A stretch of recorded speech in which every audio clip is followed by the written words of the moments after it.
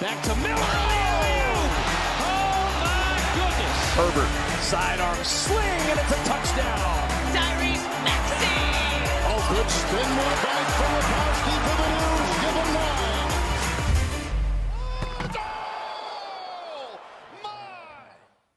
9. Hello, everybody, and welcome back to another episode of the Beef Up Front podcast here on Pick Swap Media. Your host, Ryan Coyle, joined alongside Kevin Cannon for our weekly preview show, the NFL Big 5 games of the week, where we will be breaking down the top 5 games on the schedule for this week, week 6 already. It's crazy how fast the season goes once it gets here. It feels like we wait forever for it, and now we are already in week 6. Teams are on buys. We're starting to see which teams are good, which teams look like they're going to be picking near the top of the draft. So everything's in full swing. We have you covered as always, but welcome back to the show, Kevin, and how are we? Good. Thanks for having me again. All right. Last week, week 5, an average week for us. We actually both had the same records because we both had the same 5 winners last week straight up. We both went 7-8 last week, 2-3 straight up each. I went 3-2 against the spread. You went 2-3 against the spread. I went 2-3 with my total picks. You went 3-2 with your total. We both did hit our lock of the week, though. Mine was the under in the Saints-Patriots game. That one hit by 6 points, I believe. And then you had the Dolphins minus 11.5, and they took care of business against the Giants. So 2 locks of the week there. That hit. So make sure to stay tuned for the entire episode as we will hit on our locks of the week at the end of this episode. And then we both missed on our dog of the day, which is our plus money underdog money line pick of the week. Both did not hit on that one last week. So here we go. Back at it again, though. Week 6, as we said, already pretty insane. And we started off with, I think, on Sunday with the team that is looking certainly like the best team in football right now, and that's the 49ers at 5-0, coming off that 42-10 victory over the Cowboys. They'll travel East Coast, though, to play the Cleveland Browns, 2-2, 1 o'clock kickoff on Fox. 49ers coming to this one as a 4.5-point road favorite, and the over-under in this one is 42. Kev, can the Browns knock off the 49ers this week? No. 49ers 30, Browns 14, Niners covering that 4.5, the over 42 hidden. Probably the 2 best defenses in the NFL coming into this game, but the massive difference obviously being the Niners have arguably the best offense in football as well, while the Browns are kind of just average. The Browns really have yet to pass for 200 yards in a game, and they kind of lost their identity when Nick Chubb went down earlier this year. Deshaun Watson injury is also getting a little weird now. Reports came out that he was medically cleared before the bye in their last game, and he didn't feel like he could play. They had a bye this past week, but today I saw a report that he did not practice yet. So if he's not able to go again, it's going to be DTR again. I'd still pick the Niners even if it were Deshaun, but with DTR, I just don't think there's any shot here. 49ers can beat you in so many different ways, and they'll just be able to break the Browns' solid defense because the offense really won't provide much support. The Niners are the best team in the NFL, and if they do slip up at some point, it's just not going to be this week. Yeah, I think it would be smart too, especially with that Watson news. If you can still get the 49ers at 4.5, I think I might have seen it might already be up to 5. This is one of those lines I think could get up to like 6.5, 7 by kickoff potentially. So try and get that 4.5 as quick as you can, because I do think that they're going to cover that. I have 49ers 27, Browns 20, so 49ers minus 4.5 in the over of 42 hitting there. You kind of touched on it, Kev, but I think the defense of the Browns is just not being talked about enough how good they've been this year coming into the year. I mean, they have some good players on that side. I mean, great players with Myles Garrett. Denzel Ward's a really good corner. But they don't really have that many, big-name superstar type guys. They just have played really good fundamental defense this year. Jim Schwartz has done an amazing job with that unit. But they're sitting here at 2-2, and I think that's why they're not getting as much attention as they should be. They're only allowing 196.8 yards per game. That is first in the league, and it is first in the league by a total of 70 yards. And they're second in points allowed per game at only 15 points per game. So this is a really legit Cleveland Browns defense. Coming off a bye, it should be a good test for the 49ers to see how good the 49ers offense really is. But With that being said, the 49ers have been the best team we've seen in the league this year. They've scored at least 30 points in every game, and they've won every single game by 7 or more this year. We'll get into a pretty crazy stat with them a little bit later in the show. But this is a train that just doesn't look like it's going to be stopped anytime soon, barring injuries.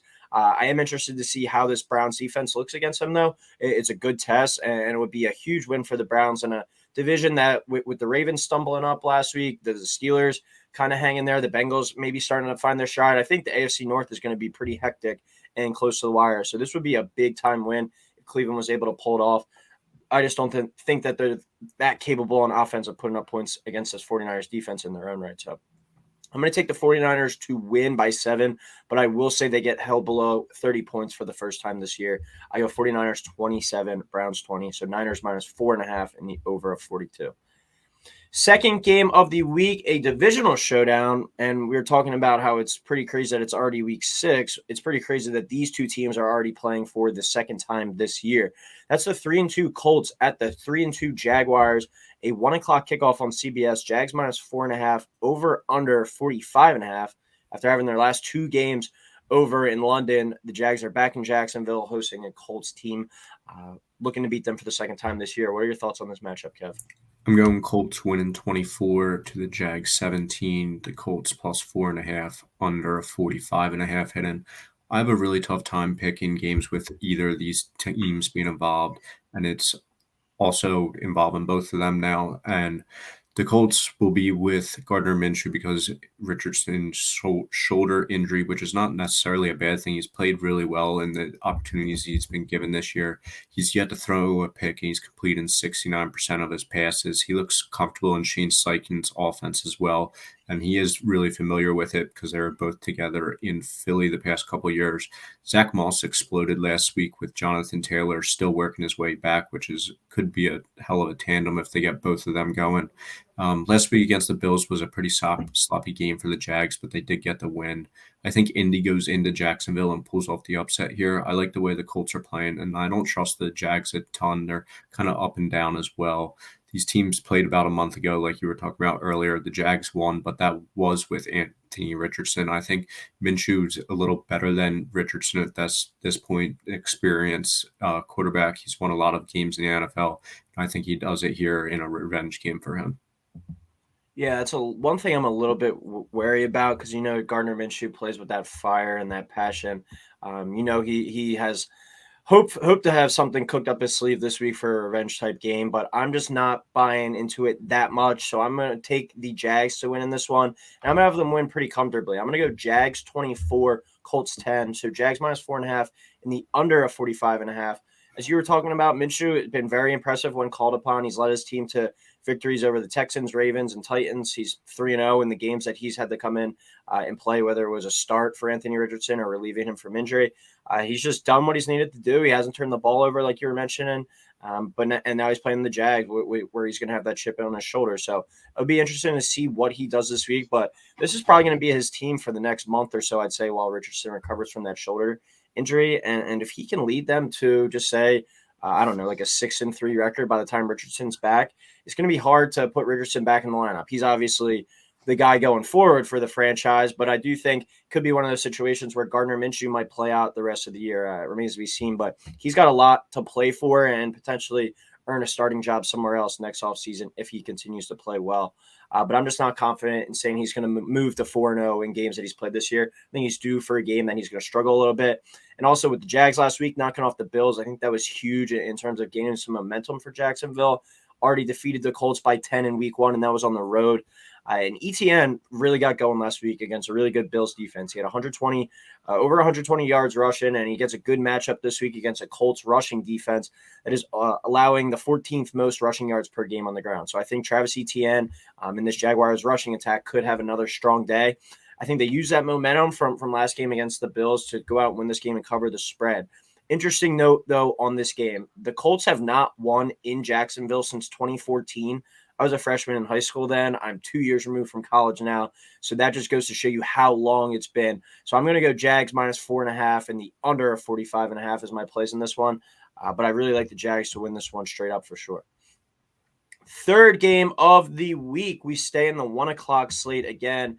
This is an interesting one. I think it's a big time measuring stick game for both teams to see kind of where they're at this point in the season. Got the 3-1 Seahawks coming off a bye, traveling to Cincinnati to play the 2-3 Bengals, another West Coast team coming towards the East. 1 o'clock kickoff on CBS. Bengals are a 2.5-point favorite here, and the over/under is 46. Can the Seahawks steal one on the road in Cincinnati, Kevin? I'm going yes. Seahawks 24, Bengals 17. Seahawks covering the 2.5, under at 46 hidden. Both teams coming into this game with their defense giving up exactly 22.8 points per game, which is pretty respectable.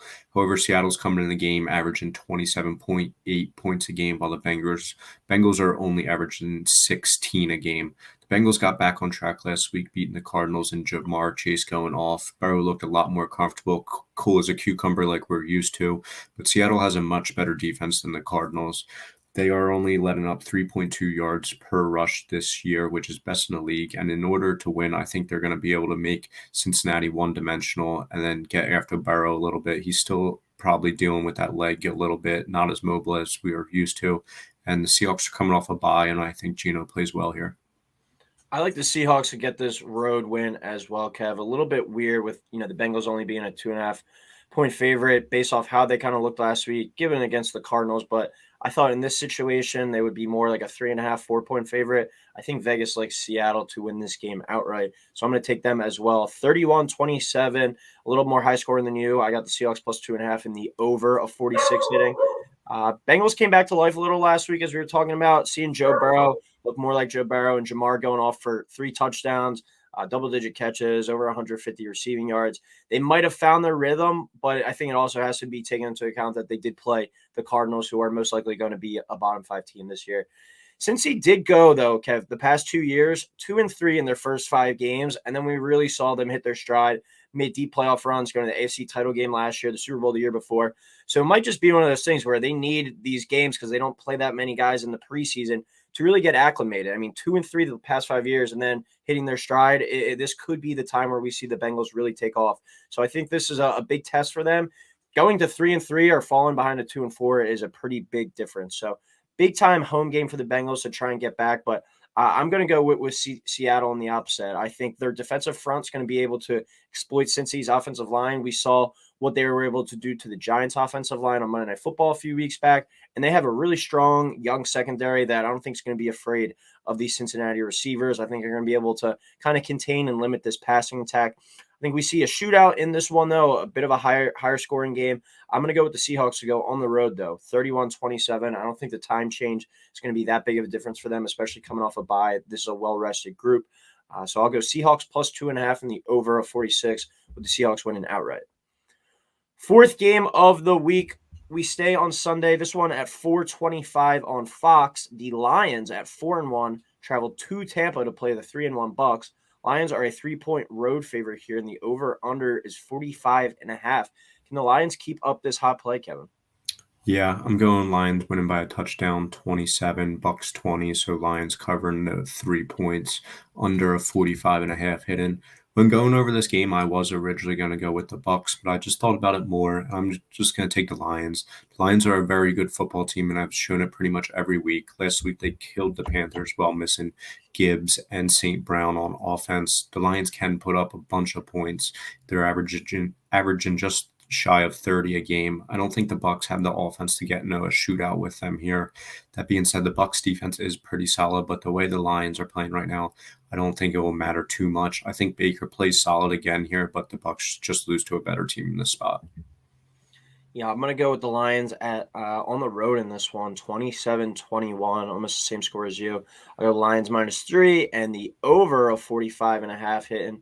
The Detroit Lions are legit. I mean, I picked them like many others did coming into the year to win the NFC North, but I thought it would be more like a 9-8, maybe a 10-7 type team. This team is easily going to win double-digit games in what looks like a very, very bad division in the NFC North. I mean, the Packers, after kind of impressing a little bit in the first couple weeks, they're struggling really bad right now. The Bears are still the Bears. The Vikings are now without Justin Jefferson. Potentially Kirk Cousins gets moved, and they go kind of all in for Caleb Williams. this is the Lions division to run away with for sure. They have a few teams I think that are headed in the wrong direction. So I do like the Lions to continue to dominate and win games and finish maybe like a 12-13 win type team. The Bucs coming off a bye, I still think that they're a pretty fraudulent 3-1. They kind of remind me of the Bears, Kev, a few years back, where we were just like, how do they keep winning games? Similar to like the Giants last year too, where all right, maybe the Bucs find a way to sneak in the playoffs, but I think that they would get exposed very early in the playoffs if that does come about. But all Jared Goff and Dan Campbell do is cover the spread. They did it again last week with that 18-point win over the Panthers. I think if the NFC North, like I was saying, continues to perform like this, they could compete for that number one seed maybe down the line when it's all said and done, depending on what happens with the Eagles and the 49ers. But something to watch in this game, I think, to note if the Bucs were to pull off the upset. David Montgomery and this Bucs rush defense is the matchup to watch for me in this game. The Bucs rush defense only allowing 87 yards per game on the ground. David Montgomery in each of his last 2 games has ran for over 100 yards and has 4 total rushing touchdowns during that span. So if the Bucs are able to stop this run game led by Montgomery and make Jared Goff kind of throw the ball 35, 40 times, they might have a better chance to win this one. So watch out for that. If they slow him down, they're going to have a better shot. But I just think this Lions team is a notch above the Bucs right now, and they're moving closer and closer to that kind of elite territory in the NFC. All right, 5th and final game of the week, Monday Night Football. The Cowboys at 3-2 coming off that beatdown of the 49ers at the Chargers, who are 2-2 coming off a bye. 8:15 kickoff on ESPN. Cowboys are a 2-point favorite in this one, and the over-under sits at 51. It was awesome seeing the Cowboys just get absolutely embarrassed last weekend, but I think they rebound here, going Cowboys 24, Chargers 20, the Cowboys covering the 2 points, the under of 51 hidden. 2 teams that always seem to fall short of expectations here. I think Dallas has a solid enough defense to limit the Chargers offense. Dallas also usually does rebound after a loss, having won 7 straight after a loss. The Chargers come into the game allowing 404 yards a game, which is 31st in the league. And they're also allowing 26 points a game, which is good for 24th in the league. I expect Dak to rebound and play well here. This is Dak. He plays well against inferior opponents like the Chargers, but when it truly matters and it's all on him, he won't be there. I don't think it will be all on him this week, so I think he will deliver a good game. Yeah, Kev, you kind of touched on it a bit where it seems like both these teams always seem to fall short of the expectations. So we're going to declare this one the underachieving bowl. I feel like both teams come into each season with like a top 5 to 10 roster, and then whether they make the playoffs or not, we don't see them go on a deep run. Each of these franchises are kind of mirror images of each other. You know, the Cowboys are obviously in the limelight more, being the Dallas Cowboys, but these are 2 teams that underachieve year in and year out. I mean, big time game on Sunday night. Cowboys didn't show up at all. But that's why I think this is kind of a game where the Chargers have a chance to make some noise a little bit more. I mean, the Cowboys, like you're saying, are usually pretty good off the bounce back, but Chargers are coming off a bye. They're well rested. Austin Eckler practiced today. He said there's a 99% chance that he's going to be back. Very demoralizing loss to the Cowboys. And I remember this from last year, but it was like whoever the 49ers played the week before, or whoever the 49ers played the week previously, they would lose the next week just because they would get beat up so much by the physical nature of that team. So I think that kind of continues to stick here. But the key to the success of this Dallas Cowboys team is forcing turnovers. In each of their 3 wins this year, they have forced at least 3 turnovers in each game. In their 2 losses, they have forced only 1 total turnover. So it just goes to show you how pivotal those defensive turnovers are for this team's success and the limitations that I think that they have on the offensive side of the ball at the moment with Dak. Chargers team has 5 turnovers on the year, a little bit more than one a game at this rate. So they do a pretty decent job at taking care of the ball. And Herbert is a smart quarterback. He only has 1 interception on the season. I think coming off the bye, facing a Cowboys team that really got their ass kicked and dominated last week. And the arrow's kind of pointing back up, I think, for the Chargers after an 0-2 start. I think everything's kind of pointing in the direction for them to win this game outright at home, getting points too. I like that, getting them at plus money. So I'll go with a higher scoring primetime game than we're kind of used to seeing right now. I'll go Chargers 30, Cowboys 27. So the Chargers plus 2 and the over of 51. All right, last two picks now, our locks of the week and our dogs of the week. I'll start it off with my lock of the week. I'm going 49ers minus 4.5. As I touched on earlier, they've won every game this year by 7 or more. But then when you date back to last season, including the playoffs and including this year, the 49ers have won 15 of their last 16 games straight up. Each of those wins has been by 7 or more points, except the 37-34 victory in week 17 over the Raiders last year. So it's just an unreal stretch of dominance from this team recently, winning 14 out of their past 16 games by 7 or more points. They only have to cover 4.5. Like I said earlier, that might jump up to 5, 6, 6.5, maybe even 7 by kickoff. I like this team to win by 7 or more, though, in this game for sure. So 49ers minus 4.5 is my lock of the week. To build off that, the line for the Niners game has moved up to 5.5 already. And I think it will, like you said, continue to climb depending on the Deshaun Watson news and what's going on with the Browns quarterback. But my lock of the week is going to be the Chiefs minus 10.5 versus the Broncos. The Chiefs defense has been good this year, and the offense can explode against the worst defense in the NFL. Yeah, that kind of goes back to the stat I had earlier about the Jags. Last time they lost to the Colts, I was a freshman in high school. The last time the Broncos beat the Chiefs was 2015 when, I was a sophomore in high school. You were a junior. So that's been a long time coming as well.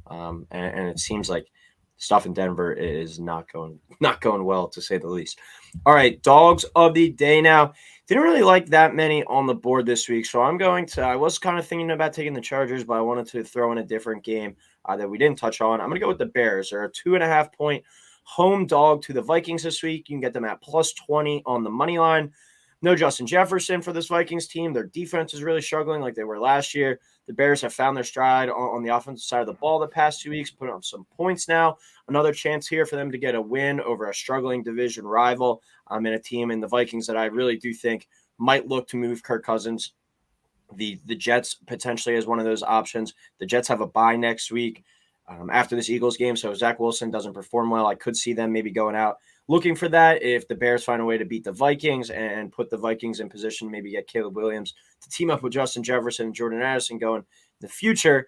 The Vikings direction is certainly not looking up like it was last year. They're more so headed towards a bottom tier finish this year. So I think there's a good chance for a Bears team that's desperate and has a coach that is coaching for his job seemingly each and every week to get a win at home and kind of rides that momentum from last week. So Bears plus 2.5 and plus 120 on the money line over the Vikings is my dog of the day.